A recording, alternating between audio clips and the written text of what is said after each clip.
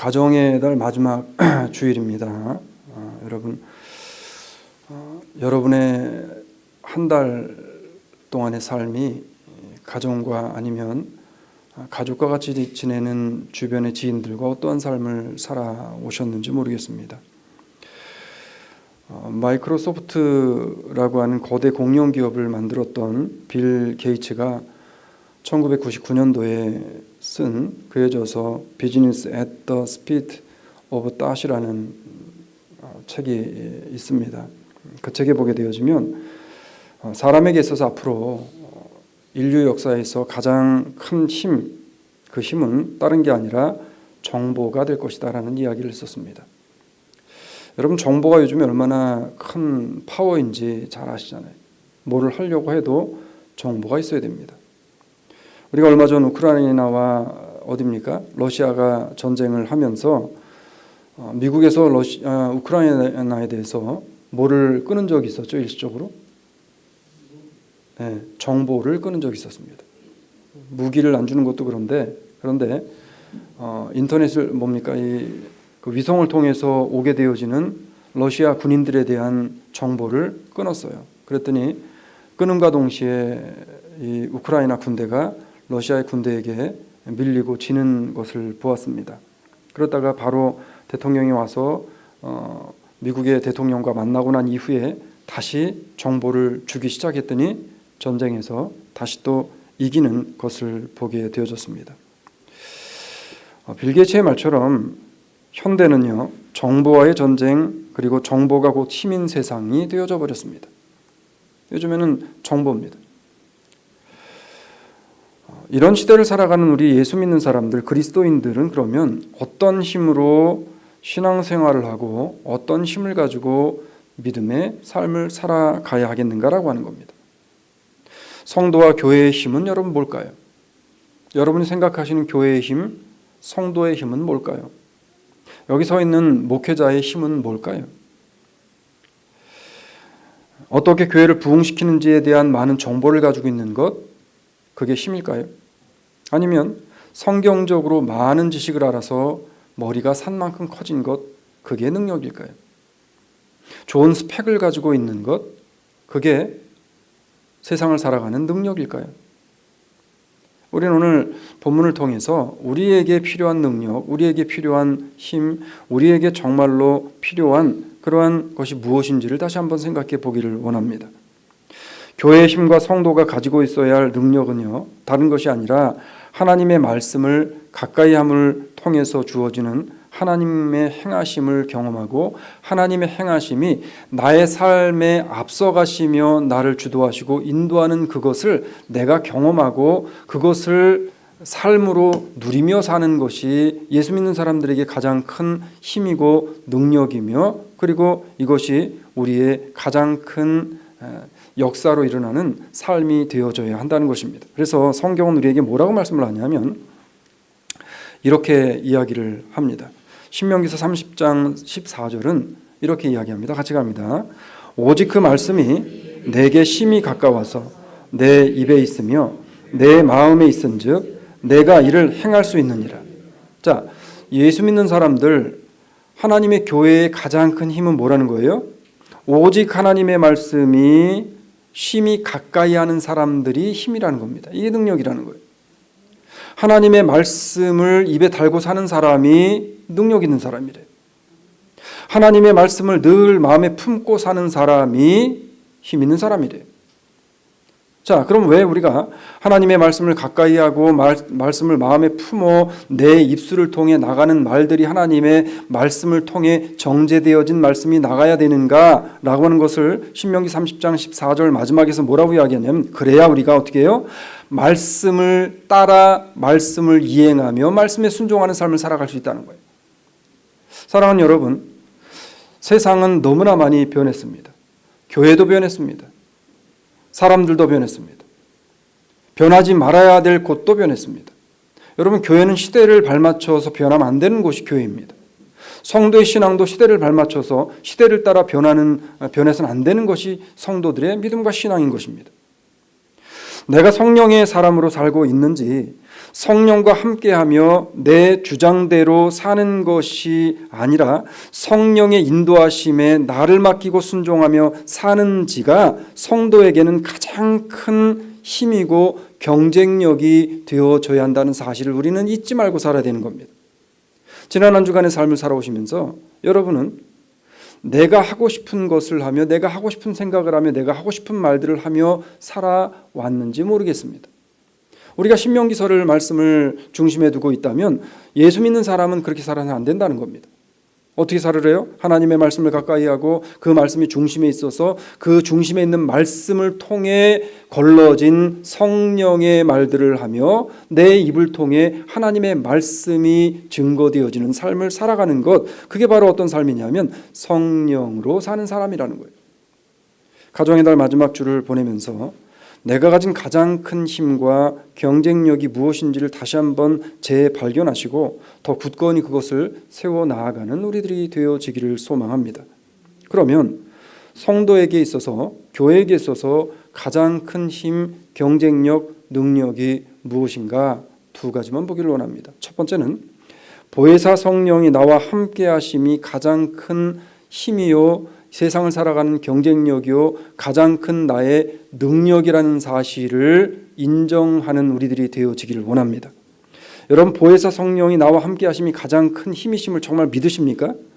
이거를 믿고 이거를 따라 살게 되어지면 우리 인생은, 우리의 삶은, 우리의 모습은 우리가 세상에 끌려다니며 세상의 것들을 부러워하며 세상의 것들을 소유하지 못해서 전전긍긍하며 살아가지 않게 되어진다는 것입니다. 나에게 가장 큰 힘은요, 함께할 가족이 있다는 것이라는 사실이 또 하나가 있습니다.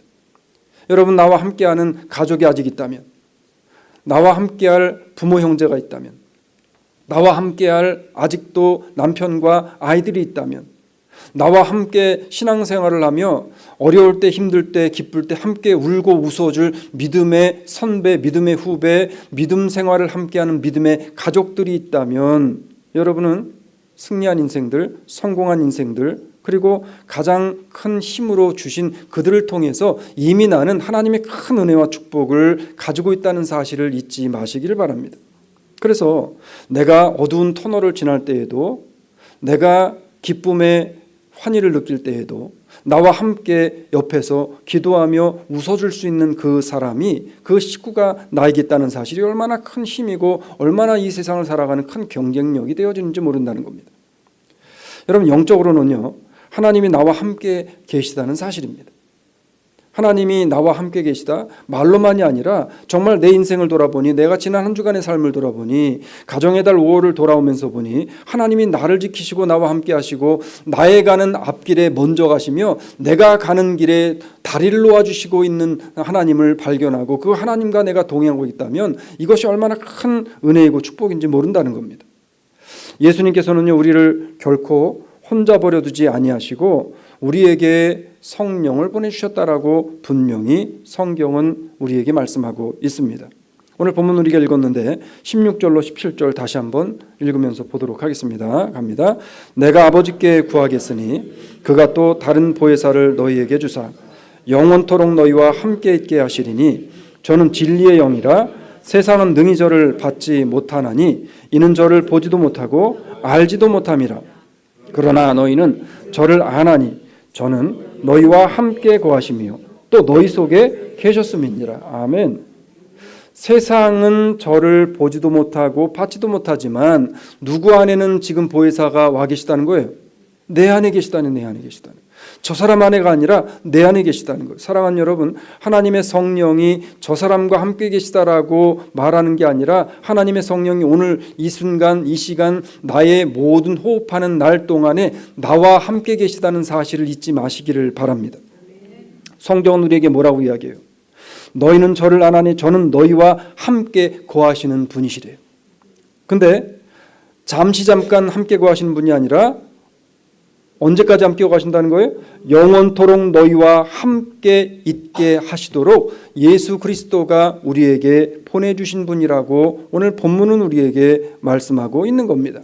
그래서 예수님이 십자가를 지시고 십자가에서 돌아가셨다가 3일 만에 다시금 부활하시고 승천하셔야만 했던 이유 중에 하나가 이유였다고 이야기하신 거죠. 자, 요한복음 16장 7절에 보면 이렇게 이 말씀을 갑니다. 그러나 내가 너희에게 실상을 말하노니 내가 떠나가는 것이 너희에게 유익하니라. 내가 떠나지 아니하면 보혜사가 너희에게로 오시지 아니할 것이요 가면 내가 그를 너희에게로 보내리라. 자, 예수님이 십자가를 지시고 돌아가셨다가 이제 하늘 보좌 우편으로 가셨단 말이에요. 가시면서 우리에게 누굴 보내주셨다는 거예요? 지금 보혜사 성령을 보내주셨대요. 사도행전 2장 33절은 이렇게 우리에게 이야기를 합니다. 하나님이 오른손으로 예수를 높이심에 그가 약속하신 성령을 아버지께 받아서 너희 보고 듣는 이것을 부어주셨느니라. 약속하신 성령을 아버지께 받아서 그 성령을 누구에게 보내주셨다는 거예요? 지금 우리에게 부어주셨다는 거예요. 우리에게 부어주셨다는 거예요. 사랑하는 성도 여러분, 지금 여러분에게는 하나님이 부으시고 예수 그리스도가 우리에게 부어주신 보혜사 성령이 우리를 가득가득 채우고 넘치고 계시다는 사실을 여러분 믿으시기를 바랍니다. 그래서 보혜사가 뜻이 뭐예요? 헬퍼잖아요. 헬퍼. 돕는 자, 돕는 분. 이 성령입니다. 자, 성령이 나와 함께 하시면서 그러면 보혜사가 돕는 분, 함께 하시는 분이라고 말씀을 드렸는데, 그럼 성령이 나와 함께 하시면서 나로 하여금 무엇을 자꾸만 속아 되새김질을 하듯 깨닫게 하시는가라고 하는 겁니다. 우리는 성령의 사람이고 성령의 사람으로 살아가야 하는 이유가 있는데, 그 이유가 뭐라고 로마서 8장 16절을 이야기를 하냐면 이렇게 이야기를 하는 거예요. 갑니다. 성령이 친히 우리 영으로 더불어 우리가 하나님의 자녀인 것을 증거하시나니, 우리가 하나님의 자녀인 것을 잊어버리지 않도록 너는 하나님의 자녀야, 너는 내 것이야, 너는 내 것이야, 내가 피값 주고 산 나의 것이라고 끊임없이 보혜사 성령이 내 안에 계시면서 하나님의 자녀로서의 삶을 살아갈 수 있도록 끊임없이 나를 이끄시고 인도하시는 분이 누구라는 거예요? 지금 보혜사 성령이라는 거예요. 그 성령이 누구와 친히 함께 하신대요? 나와 친히 함께 하신다는 거예요. 어떤 순간에도 나 자신이 하나님의 자녀라는 사실을 잊지 않도록 증거하시고 증명해 주시는 분이 바로 보혜사 성령입니다. 우리가 때로는 죄를 질 때, 때로는 믿음의 말을 하지 않고 믿음의 길을 걸어가지 않을 때, 야, 내가 이런 사람이 다 있나? 내가 정말 예수 믿는 게 맞나? 난 하나님의 자녀도 아니야 라고 자책할 때가 얼마나 많이 있냐는 거예요. 그럴 때마다 하나님께서 성령을 통해 뭐 하신다는 거예요? 그러지 말라는 거예요. 너는 나의 택한 자녀요, 내 자식이요, 내 피값 주고 산 나의 것이니라 라는 것을 날마다 우리의 속에서 성령을 통해 기억나게 하시고 그것을 붙잡고 믿음의 길을 걸어가게 하시는 분이 보혜사 성령이다라고 성경은 말씀하는 겁니다. 그러니까 이 보혜사 성령이 나와 함께 하고 계시다는 사실이 얼마나 큰 은혜이고 축복이며 능력이라는 거예요. 여러분, 이거보다 더 큰 세상을 살아가며 경쟁력이 어딨냐는 겁니다. 그러면 성령이 나와 함께 하신다는 것이 여러분 무엇을 의미하는 것일까요? 지금 여러분은 성령께서 나와 함께 하신다는 사실을 정말로 믿는 믿음을 가지고 하루하루의 삶을 살아가고 계십니까? 그러면 나의 일생에 벌어지는 일들, 나의 앞에 벌어지는 일들, 나의 삶 가운데, 나의 사업 가운데, 나의 육신의 건강 가운데, 아니면 영적인 신앙적인 모든 부분에서까지 지금 내 눈앞에 보이지 않는 것 같고 캄캄한 터널을 지나는 것 같다 할지라도 이것도 누가 해결하실 것을 믿어야 돼요? 하나님이 해결하실 것을 믿어야 되는 거예요. 이 믿음을 나에게 주시고 이 믿음을 갖도록 나로 하여금 격려하시는 분이 누구라는 거예요? 내 속에서 보혜사 성령님이라는 거예요. 지금 이 성령님이 여러분과 함께 계시는 것을 믿으시길 바랍니다. 분명한 사실은 성령이 나를 돕고 계시다는 거예요. 그걸 누구만 모르냐면 나만 모른다는 거예요. 나만 모른다. 우리 교회를 돕고 계시다는 사실을 우리 교인들만 모르면 안 되잖아요. 나를 돕고 계시다는 사실을 나만 모르면 안 되잖아요. 성령이 그거를 알게 해주신대요. 그걸 깨달으라는 거예요. 지금 성경은 이렇게 이야기를 합니다. 우리가 연약할 때마다, 넘어질 때마다, 깨닫지 못할 때마다 우리로 하여금 깨닫게 하시는 분이 성령님이래요. 로마서 8장 26절로 27절은 이렇게 우리에게 말씀을 합니다. 갑니다. 이와 같이 성령도 우리 연약함을 도우시나니 우리가 마땅히 빌 바를 알지 못하나 오직 성령이 말할 수 없는 탄식으로 우리를 위하여 친히 간구하시느니라. 마음을 감찰하시는 이가 성령의 생각을 하시나니 이는 성령이 하나님의 뜻대로 성도를 위하여 간구하심이니라. 아멘. 성령도 하나님의 뜻대로 나를 위해 기도하고 계시대요. 우리가 나의 뜻대로 기도해서는 안 돼요. 하나님의 뜻대로 기도해야 됩니다. 하나님의 뜻이 무엇인지 뜻을 찾고 하나님이 원하시는, 하나님이 기뻐하시는 방향으로 기도해야 됩니다. 우리가 인생을 살고 신앙생활을 하다 보면 믿음이 연약하고 믿음이 떨어지고 신앙이 연약해서 넘어지고 쓰러질 때도 있다는 거예요. 그럴 때마다 우리를 도우시는 분이 누구래요? 성령이 우리를 도우신대. 성령이 우리를 도우신대요. 우리가 마땅히 빌 바를 알지 못하고 기도할 힘을 잃어버리고 기도하려고 무릎만 꿇어도 기도하려고 눈만 감아도 한숨만 푹푹 날 때에 내가 기도하지 못하는 그 순간에 나를 대신에 누가 탄식하며 기도하신대요? 성령님이 탄식하며 기도하신대요. 우리를 친히 위에 간구해 주신 하나님, 나의 마음의 타들어감과 나의 마음이 새카맣게 숯덩이처럼 타버린 나의 마음도 사람들은 알지 못하지만 하나님께서 아시고 이것을 감찰하시사 나를 위해 기도하시고 다시금 성령의 사람으로 일어설 수 있도록 나에게 힘을 북돋아 넣어주시는 분이 성령이라고 지금 우리에게 말씀하고 있는 겁니다. 연약할 때 도우시고 기도할 때 힘 주시고 내가 기도할 힘조차 없을 때에도 하나님의 뜻대로 나를 위해 간절히 기도하시는 분이 성령님이시고 그분이 지금뿐만 아니라 영원히 그리스도가 오시는 그날까지 나를 위해 간구하시고 기도하시며 나를 끝끝내 붙잡으시는 성령님으로 나와 함께 해주신다는 사실을 잊지 마시는 우리들이 되어지기를 주의 이름으로 축원합니다. 두 번째는 나 혼자 힘들어하게 내버려 두지 않는다는 사실을 깨닫는 것, 그게 힘이고 능력인 겁니다.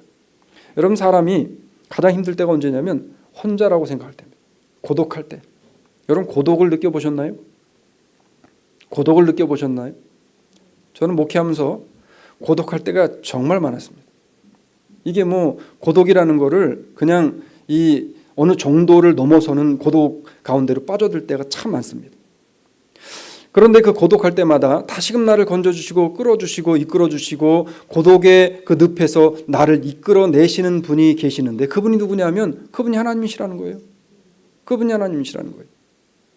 여러분, 늪에 빠졌다고요? 신앙이 지금 이 다크서클과 같은 서클이 내 눈앞에, 눈 밑에 그어지는 만큼 그렇게 고난과 고통 가운데 신앙생활하기 힘든 가운데 처해 있다고요? 그 가운데에서도 하나님께서 여지없이 여러분을 이끌어 내시고 계시다는 사실을 인정하시고 믿으시고 그 하나님을 바라보시는 우리들이 되어지기를 소망합니다. 나와 함께 하시면서 아무 일도 하지 않는 것이 아니라 주님은 나를 위해 일하고 계시다는 거예요. 오늘 본문으로 갑니다. 18절 보니까 14장 18절에 우리를 그냥 내버려 두지 않는다고 이야기하면서 이렇게 이야기합니다. 갑니다. 내가 너희를 고아와 같이 버려두지 아니하고 너희에게로 오리라. 고아처럼 버려두지 않는데요.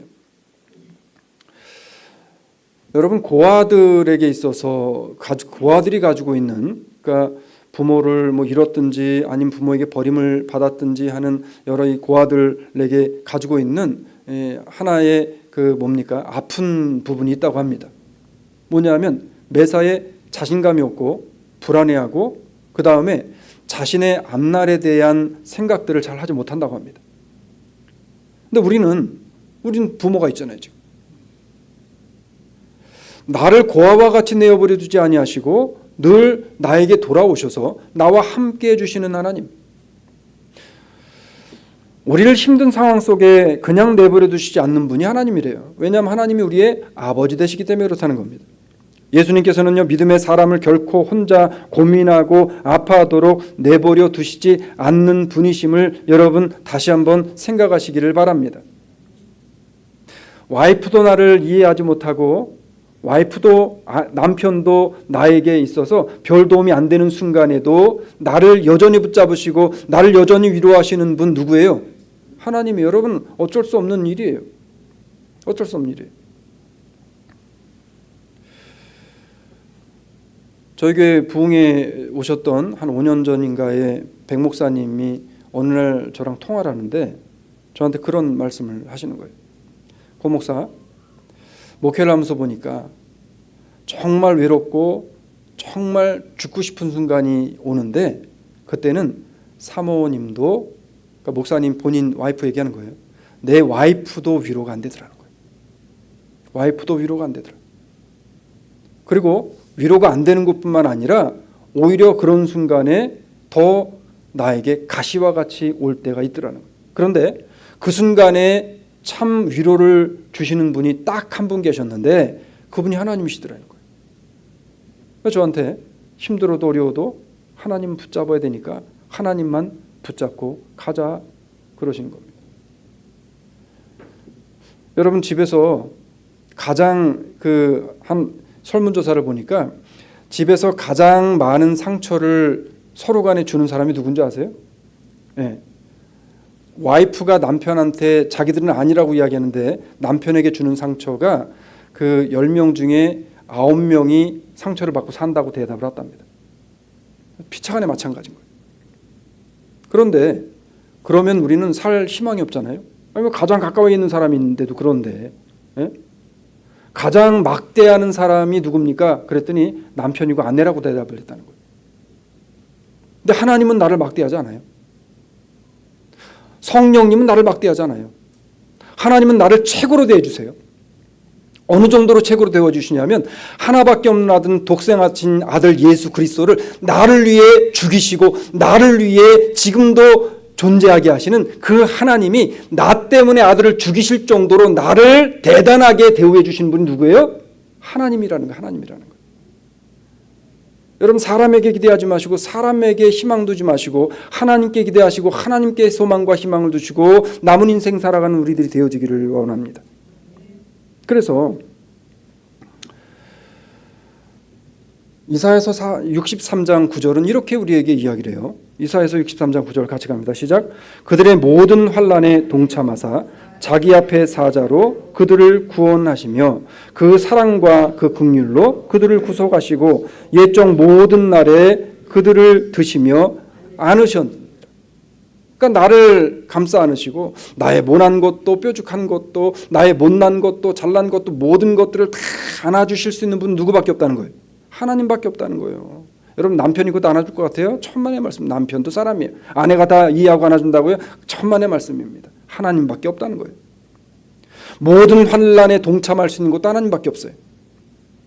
모든 환난과 역경 속에 찢어지고 상처나고 넘어지고 찢겨진 모든 마음들을 감싸 안고 위로하고 치료할 수 있는 분도 여호와 하나님밖에 없다는 겁니다. 그 하나님이 우리를 고아처럼 내버려 두지 아니하시고 나와 늘 함께 동행하고 계시다라고 오늘 약속하고 있는 거예요. 여러분 이것처럼 이거보다 능력이 어디 이거보다 큰 경쟁력이 어디 있냐는 거예요. 지금 내가 당한 어려움에 주님께서 동참하시고 그 사랑과 긍휼로 우리를 안아주신다고 말합니다. 현대인들이 앓고 있는 질병 가운데서 모든 연령층을 망라하고 가장 심각하고 가장 사람들이 두려워하는 질병이 있답니다. 그게 아까 제가 말씀드린 고독이래요. 고독. 그리고 사람들이 가장 두려워하는 혼자 사는 분들을 대상으로 이 설문조사를 했다고 합니다. 그랬더니 설문조사를 한 설문조사의 내용에 대답한 35% 사람들이 뭐라고 답을 했냐면 당신에게 있어서 가장 두려운 것이 무엇입니까? 라는 질문에 내가 고독사 할까 봐 가장 두렵습니다. 라는 대답을 했다는 거예요. 우리가 매달마다 한국에 있는 독거 하시는 분들 선교하는 교회에 뭐 조금 소정이라도 계속 동참을 하고 있습니다. 근데 그 목사님 말씀이 그래요. 가보면 40대, 50대, 60대, 70대 나이를 망라하고 혼자 사는 분들을 가서 대화하고 그리고 그분들을 전도하고 그분들에게 사역을 하다 보면 가장 힘든 게 뭐냐면 자기가 혼자 이렇게 있다가 어느 날 고독하게 혼자 쓸쓸히 죽을까 봐 제일 걱정된다라는 이야기를 한다는 거예요. 여러분 그런 분들에게 도시락을 갖다 주면서 그 목사님이 여러 많은 것들을 느낀다고 합니다.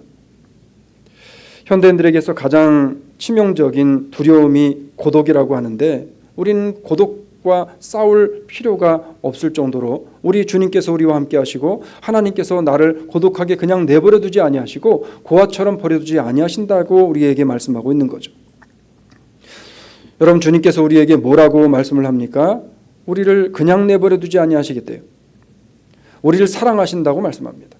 여러분, 사랑하는 사람은 그냥 내버려 두지 않죠. 사랑하는 사람은 그 사랑하는 사람이 아플까봐, 힘들까봐, 어려울까봐 전전긍긍하고 그리고 그 사람에게 관심을 가져주는 겁니다. 시편 기자는 시편 91편 14절 15절에서 이렇게 하나님이 우리를 향한 사랑을, 하나님이 우리와 함께 하심에 대해 이야기를 합니다. 같이 갑니다. 하나님이 가라사대 저가 나를 사랑한즉 내가 저를 건지리라. 저가 내 이름을 안즉 내가 저를 높이리라. 저가 내게 간구하리니 내가 응답하리라. 저가 혼란 때에 내가 저와 함께하여 저를 건지고 영화롭게 하리라. 여기서 말하는 저는 누구를 이야기할까요? 나를 이야기하잖아요. 하나님께서 나를 사랑하신즉 나를 건져주신대요. 하나님께서 나를 무한히 사랑하시기 때문에 내가 무엇을 하든 무슨 생각을 하든 하나님이 나를 건져주신다는 거예요. 하나님의 이름을 부르는 사람들을 하나님이 높여주시고 하나님의 이름을 부르며 기도하는 사람들의 간구와 기도를 하나님이 들어 응답해 주신다는 거예요. 그리고 하나님께서 저를 건져 함께 해주시고 결국에는 저를 영화롭게 하나님이 만들어 주시겠다라고 말씀하고 있는 거잖아요. 사랑하는 여러분, 힘들 때 건져주시고요, 자존감이 바닥났을 때에, 자존감이 바닥을 칠 때에 나를 다시 일어설 수 있도록 높여주시고 간절할 때에 들어주시고 늘 함께 하시며 나를 건지시고 이끌어주시는 분이 우리 하나님이란 사실을 다시 한번 생각하는 아침이 되어지기를 소망합니다. 말씀을 맺을게요. 우리의 경쟁력과 힘은요, 나와 매 순간 함께 하시는 예수 그리스도가 나와 함께 계심이고 그 예수 그리스도가 함께 계시며 내 안에 계신 성령이 나를 이끄시고 계시다는 사실이 가장 큰 힘이고 능력이란 사실을 여러분 기억하시기를 바랍니다. 고독이 밀려오고 염려와 근심으로 잠 못 이룰 때에도 나를 건지시고 안으시는 예수 그리스도가 나와 함께 하신다는 사실을 오늘도 잊지 마시기를 바랍니다. 가정의 달을 함께 할 수 있는 가족이 있고 그리고 나를 늘 보호하시고 도우시는 주님께서 나와 동행하신다는 사실을 오늘도 기억하며 감사로 한 주간을 여시고 감사로 한 주간을 시작하시고 감사의 말과 감사의 삶을 살아낼 수 있는 저와 우리 모든 그리스도의 백성들이 되어주시기를 주의 이름으로 축원을 드립니다.